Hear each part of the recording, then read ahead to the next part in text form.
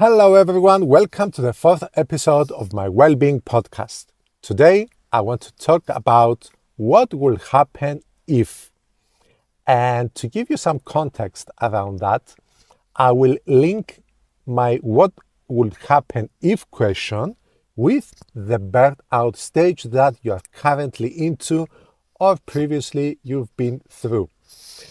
Like myself, I found at some point in my life that I was working too hard.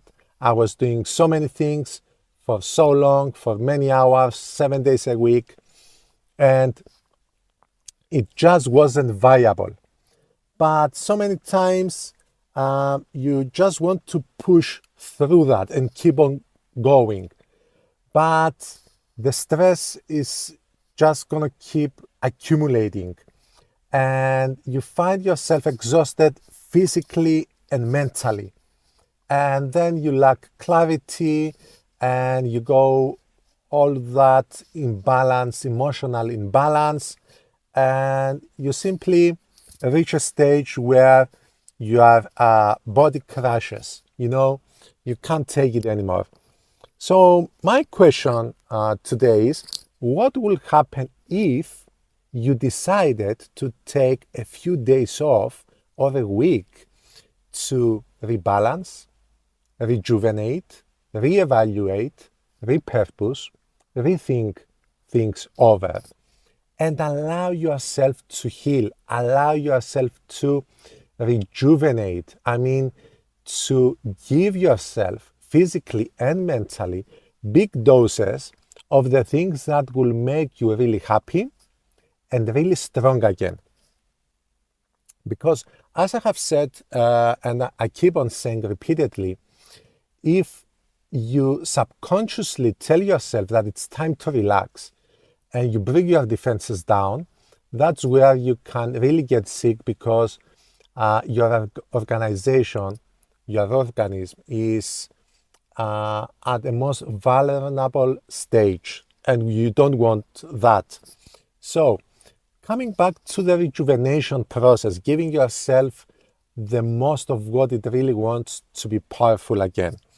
What will happen if during those days of relaxation, rather let's say recover, not relaxation, you tell yourself, you are going to sleep the right amount of time. You are going to exercise the right amount of time. You are going to eat the proper amount of food and the proper valuable food to get all those vitamins, all those minerals your body needs to thrive. And you do that on consecutive days, and at the same time, you stop having your mind being busy with work and getting stressed, but you decide to take a walk in the park. You decide to read a book that you always wanted. You decide to watch some TV shows that are going to make you feel nice and relaxed. Okay, so what would happen if you decided for a few days or for a whole week to go through this process again and again, to strengthen your organism, to strengthen your physical body and your mind? I bet, and I'm talking from experience, that you will feel really nice. You will feel more relaxed. You will feel rejuvenated. And you will feel that you are more powerful than before, because you've allowed yourself to heal. You've allowed yourself time and space, and you've given yourself all those ingredients necessary to be the best version you can be.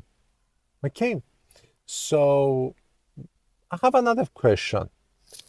Why are you waiting for the burnout to feel so exhausted to allow yourself to do those things, with the danger of being so exhausted that you have a meltdown? Why instead don't you input those good habits even on the busiest days, Because what will happen if you would wake up each morning, have like 15 minutes of exercise, 5 minutes of meditation, a nice cold shower if you are into it to get some extra energy and strengthen your immune system. So what would happen if you finished work maybe an hour earlier to get some proper sleep and even allow yourself a small break during the day to read half a page of your favorite book without anybody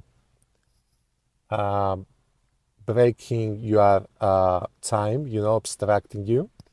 So what would happen if you decided to change the story and insert those nice habits on a daily basis? I bet that you wouldn't get exhausted that much. You wouldn't feel that you are in a burnout mode that often, so many times through the year.